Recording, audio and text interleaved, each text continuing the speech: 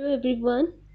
In this video, I will teach you how to read the Hindu newspaper, and in this video I will teach you by taking the example of one article of the Hindu newspaper of today's, that is 15 July. So I hope it helps you. So let's start. Firstly, we read the title of the article, that is on the jurisdiction of the CBI. तो हमें पता है कि CBI के jurisdiction पे ये article आया है. नाउ ये क्वेश्चंस बता रहा है कि क्या हम इस आर्टिकल में एक्सप्लोर करने वाले हैं.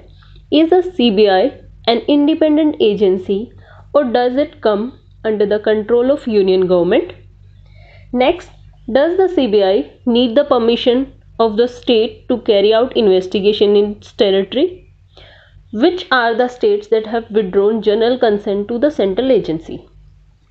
अब ये कह रहा है 3 क्वेश्चन है जो इस क्वेश्चन ये आर्टिकल में एड्रेस करने वाले हैं. पहला, क्या सीबीआई एक इंडिपेंडेंट एजेंसी है या फिर ये यूनियन गवर्नमेंट के अंडर आता है.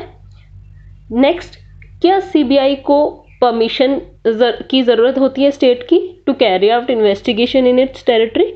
नेक्स्ट क्वेश्चन है कि विच आर द स्टेट्स, कौन से ऐसे स्टेट्स हैं जिन्होंने जनरल कंसेंट से विड्रॉ कर लिया है. अब जिस्ट पढ़ेंगे. जिस्ट होता है जो आर्टिकल का ब्रीफ में समरी दिया होता है कि क्या इस आर्टिकल में मेनली किसके बारे में बात करी गई है. तो शुरू करते हैं. The Supreme Court on July 10 upheld the maintainability of the West Bengal's government suit accusing the union government of constitutional overreach by employing the CBI to register and investigate cases in the state despite its withdrawal of general consent in 2018. अब ये कह रहा है कि supreme Court ने जो appeal है West Bengal government की against the central government that constitutional overreach हुआ है by overpowering the CBI to investigate cases in its territory despite West Bengal government withdrawing from the general consent in 2018. So mainly ये बात है इस question में. और supreme Court ने फिर इस अपील को रिजेक्ट करने से मना कर दिया है. सुप्रीम कोर्ट ने इस अपील को अंडर कंसिडरेशन लिया है and Supreme Court will re investigate in this case.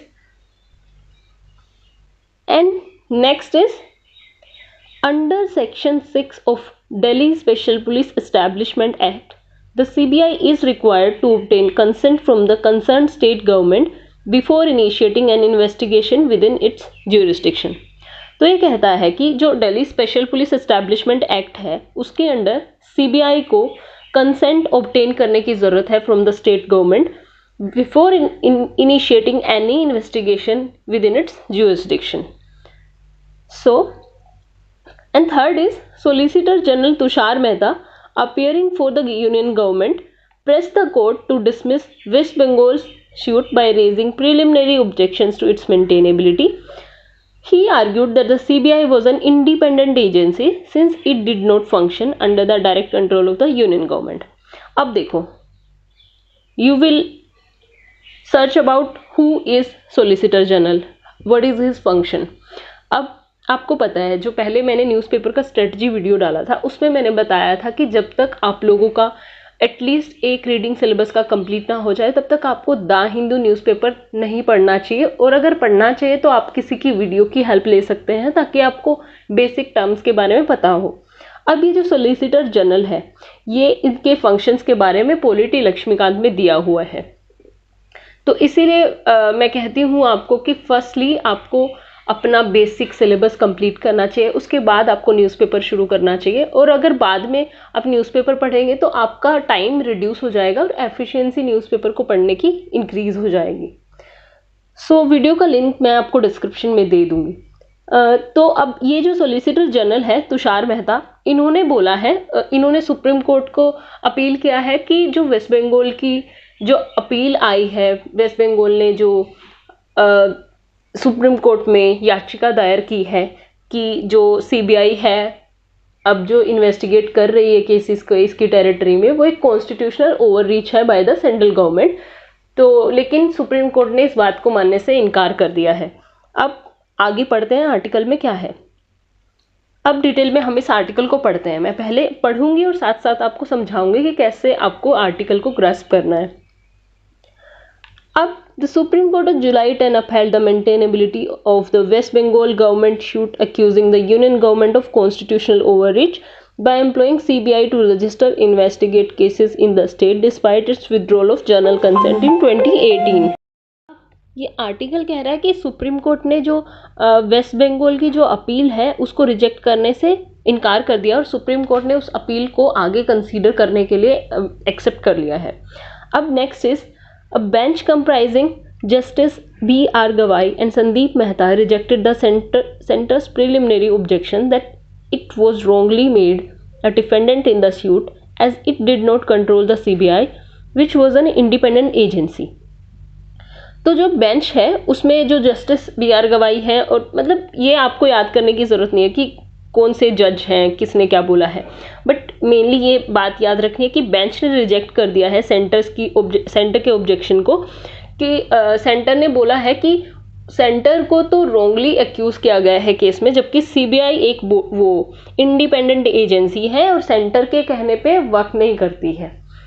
Next is by using various provisions of the Delhi special police establishment act 1946 under which CBI functions, bench concluded that the very establishment, exercise of powers, extension of jurisdiction, the Superintendence of Delhi Special Police Establishment Act all vest with the Government of India. Accordingly, the court ruled that the suit discloses a valid cause of action and must be heard on merits. It posted the next hearing on August 13. तो under Delhi Special Police Establishment Act CBI function करता है, उसका establishment, उसकी powers, jurisdiction, ये सब कुछ central government के under आता है, इसीलिए सेंट्रल गवर्नमेंट को एक्यूज किया गया है। कोर्ट ने ये बात एक्सेप्ट की है और नेक्स्ट हियरिंग अगस्त 13 पे होगी। अब what is the general consent? ये जनरल कंसेंट होता क्या है? Under section 6 of the Delhi special police establishment act, CBI is required to obtain consent from the concern state before initiating an investigation with in its territory और jurisdiction. ठीक है, तो consent सबसे पहले स्टेट का जरूरी होता है for any investigation of case.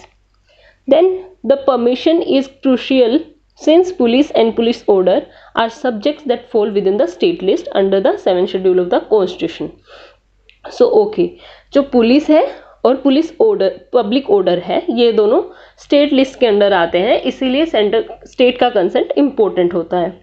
However, no such prior consent is necessary in union territory और railway areas.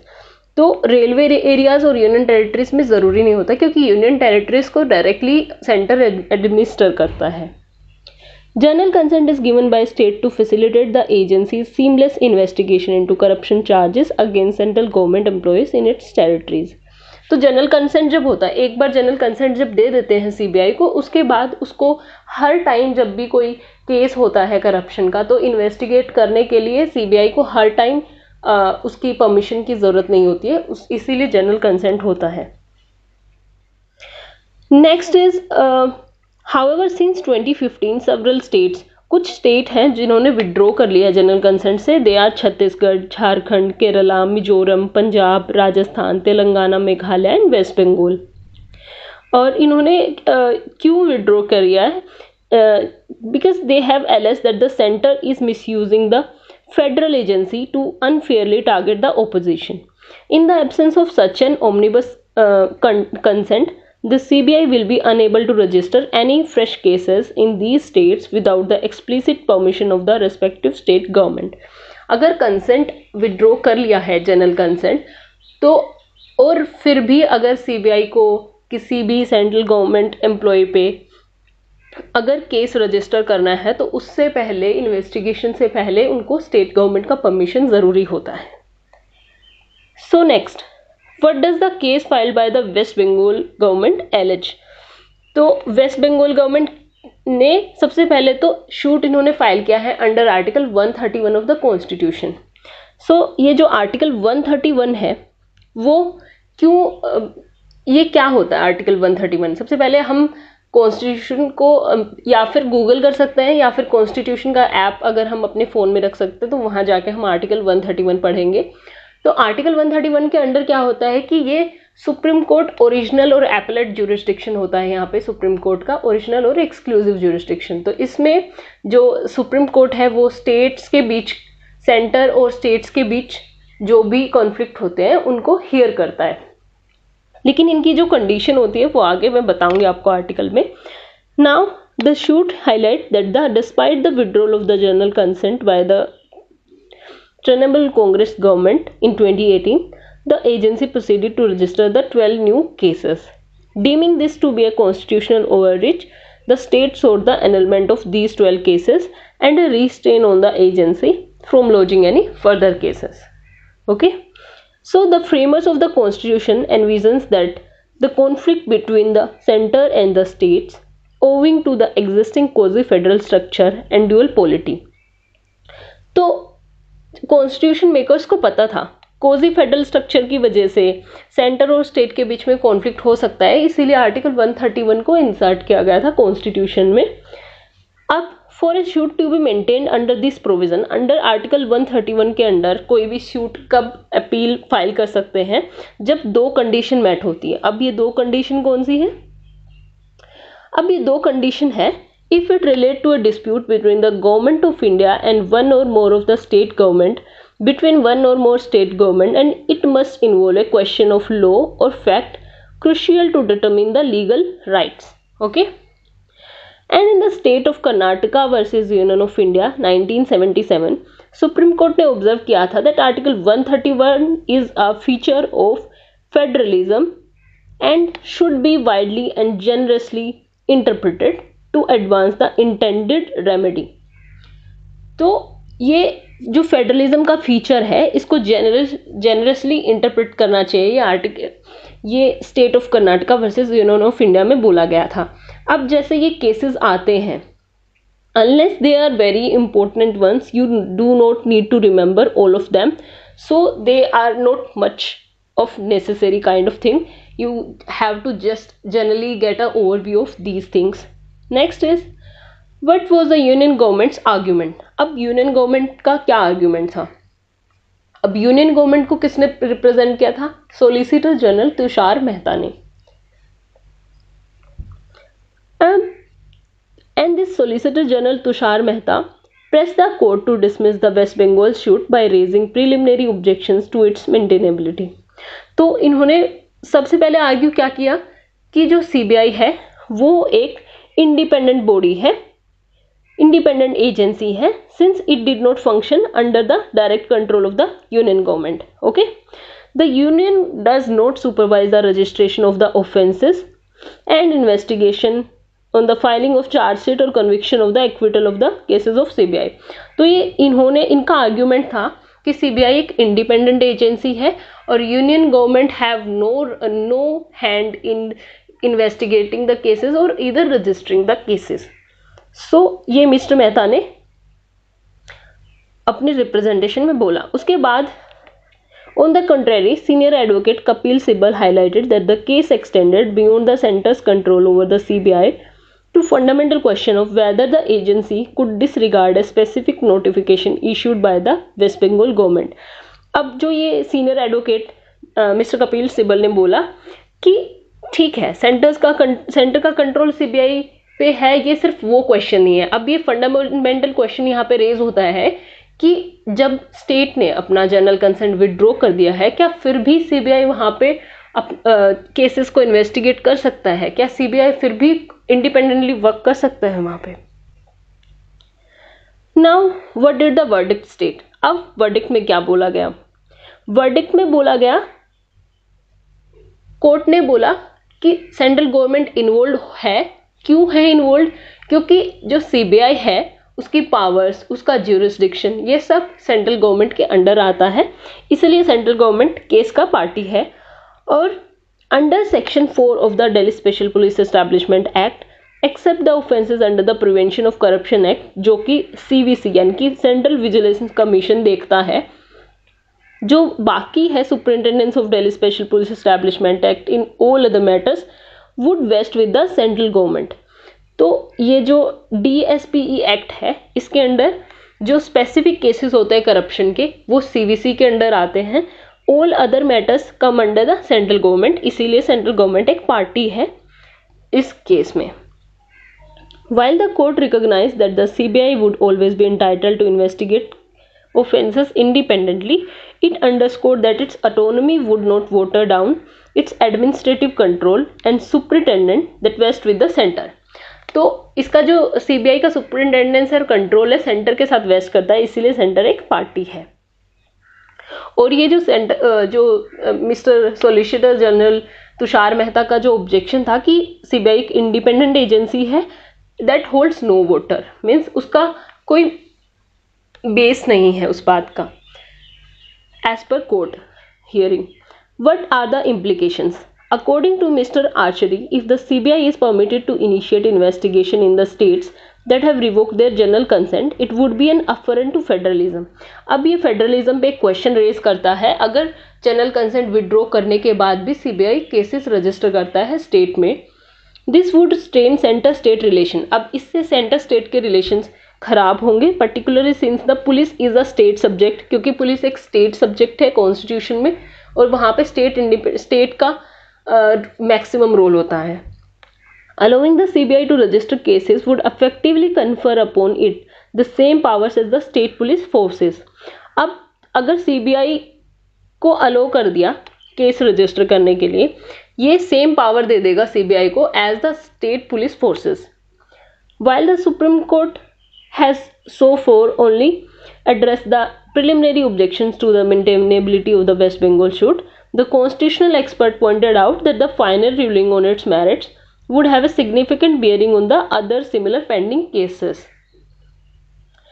Another bench of the top court is tackling a similar question of law related to the state of Tamil Nadu in the case of Ankit Tiwari, an enforcement directorate officer against whom the Tamil Nadu Directorate of Vigilance and Anti-Corruption had launched a criminal prosecution for bribery। ये भी एक similar case है जो explore करना है supreme court को। A bench of justice Suryakant and KV Viswanathan had recommended judicial oversight over the crossfire of criminal cases filed between central agencies like ED and the police in opposition ruled states to protect innocents from the prosecution। So overall इस article में बात क्या थी?